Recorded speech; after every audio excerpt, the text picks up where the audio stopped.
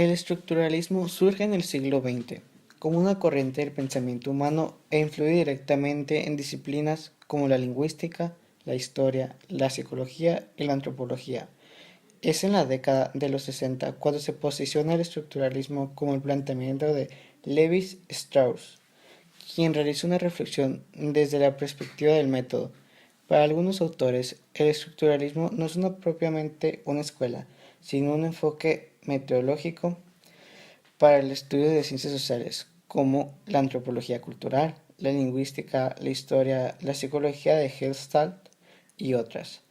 Los pensadores e investigadores estructuralistas se interesaron por estudiar las estructuras a través de las cuales se produce el significado dentro de una cultura. El estructuralismo se basa en dos ramas, la semiología y la semiótica. Estas son las ciencias que tratan de los sistemas de comunicación dentro de las sociedades humanas, estudiando las propiedades generales de los sistemas de signos, como base para la comprensión de toda la actividad humana. La semiología nació en Europa, representada por Ferdinand de Saussure, y en América la semiótica representada por Charles Peirce. Esta búsqueda ha fundamentado los conceptos de estos aportadores. Ferdinand Saussure, sus ideas sirvieron para el inicio y posterior desarrollo del estudio de la lingüística moderna en el siglo XX. Levi Strauss introdujo el enfoque estructuralista en las ciencias sociales. Fue fundador de la antropología estructural. Por otra parte, Roman Jakobson inició en Moscú los estudios de lenguas orientales en India con el formalismo ruso. Levi Strauss definió las condiciones que implica el concepto de estructura, las cuales son: carácter de sistema, que consiste en que sus elementos se relacionan de manera tal que la modificación de cualquiera de ellos implica la modificación de todos los demás. Como todo modelo pertenece a un grupo de transformaciones, cada una de estas se corresponde con un modelo de la misma familia, de manera que el conjunto de esas transformaciones constituye un grupo de modelos. Las propiedades anunciadas previamente permiten predecir de qué manera reaccionará el modelo en el caso de que alguno de sus elementos se modifique. El modelo debe ser construido de tal manera que su funcionamiento pueda dar cuenta de todos los hechos observados. Características del estructuralismo. Bajo esta corriente se congregan diferentes ensayistas que suelen expresarse en varios campos de las ciencias humanas. El estructuralismo considera a la lengua como un sistema, o sea, un conjunto de elementos solidarios que gozan de diferentes relaciones. Se realizan estudios desde un enfoque descriptivo y analizando estructuras, sus respectivas relaciones. Recorre a un método inductivo, o sea, se fundan teorías desde un análisis como tal, dejando a un lado la influencia del medio. Se le puede definir como una perspectiva metodológica hacia las ciencias humanas. Este nació en el contexto del marxismo y el funcionalismo. Hoy en día, este modelo plantea al hombre como un ser potencial y objeto de discernimiento, por medio del cual se da la expansión de las ciencias, ya que es el único que discute y transforma las estructuras. Influye directamente en disciplinas como la lingüística, historia, psicología y antropología.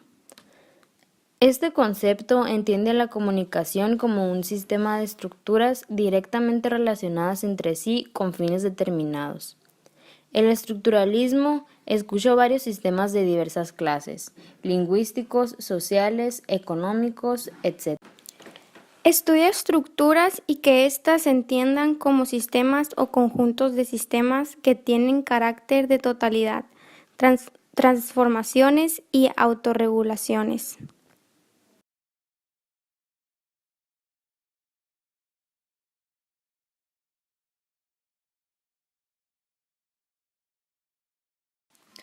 La base de la vida social, según el concepto materialista de la historia, es la producción de la vida material. El concepto de producción de Marx y Engels, este concepto de producción va más allá de lo económico y tecnológico, teniendo bases sociales. Los fundadores del marxismo dicen que los hombres se relacionan entre sí mediante un determinado tipo de vínculo, las relaciones de producción. Modo de producción. Definen la forma económica a partir de la cual se organiza dada sociedad entre esclavistas y esclavos, señores feudales y campesinos, entre capitalistas y La base material determina o condiciona de una forma fundamental las superestructuras y las infraestructuras, es decir, los elementos políticos, los aspectos ideológicos de una sociedad son el reflejo de la base material como nos explica Marx y Engels. El materialismo considera que existen unas bases o estructuras en el funcionamiento de la sociedad que definen las realidades económicas, políticas y sociales.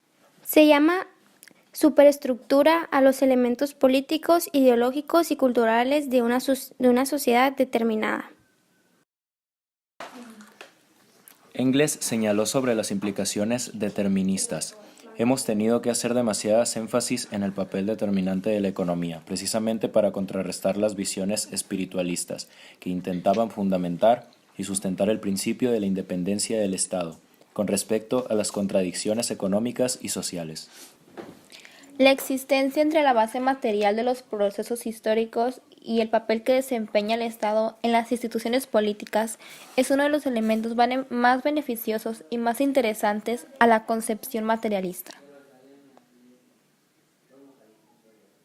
El marxismo plantea la idea de la interrelación de lo político, lo económico y lo cultural, sobre la base de la importancia fundamental de los procesos de producción de la vida material. En pocas palabras, el materialismo es la teoría de la historia. Explica los cambios que se dan en la base material de la sociedad.